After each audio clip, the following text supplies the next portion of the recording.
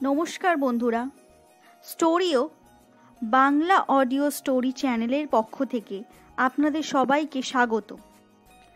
আজ আপনাদের জন্য গোপাল ভাঁড়ের গল্প ইলিশ।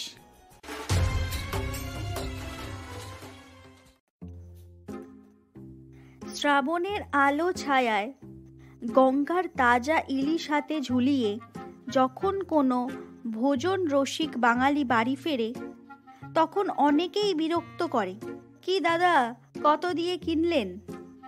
গোপাল বাজি ফেলে, বলে, মহারাজ, ইলিশ হাতে আমায় দেখেও কেউ দাম জিজ্ঞেস করবে না। কৃষ্ণচন্দ্র বললেন, এ তুমি অসম্ভব কথা বললে গোপাল। বেশ তো, যদি অসম্ভবকে সম্ভব করতে পারো তাহলে 100 টাকা পুরস্কার পাবে, আর হেরে গেলে সকলের সামনে তোমায় বেশ কয়েক ঘা চাবুক মারা হবে। রাজার প্রস্তাবে গোপাল আনন্দে সম্মতি জানায়। মহারাজ কৃষ্ণচন্দ্র গোপালকে নয়ন লোভন সেরা ইলিশ কিনে দিলেন, কিন্তু পথে ঘাটে কেউ দাম জিজ্ঞেস করে কি না দেখার জন্য এবং গোপালের অনুসরণ করার জন্য তিনি দুজন বিশ্বস্ত পরিচারক পাঠালেন।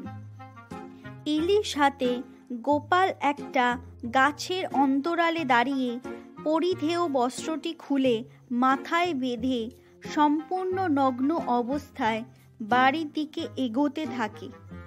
বলা বাহুল্য, তাকে উন্মাদ ভেবে কেউই ইলিশের দাম জিজ্ঞেস করল না।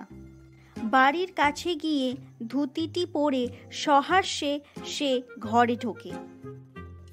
পরিচারক দুজন আনুপূর্বিক সমস্ত বিবরণ দিল রাজাকে। গোপালের বুদ্ধিমত্তায় নতুন করে আর একবার অবাক হলেন রাজা কৃষ্ণচন্দ্র। পরম আনন্দে তিনি গোপালকে 100 টাকা পুরস্কার দিলেন। আমাদের এই প্রচেষ্টাকে যদি আপনাদের ভালো লেগে থাকে তাহলে অবশ্যই চ্যানেলটিকে সাবস্ক্রাইব করুন এবং লাইক, শেয়ার, কমেন্ট করুন এবং আমাদের পাশে থাকুন।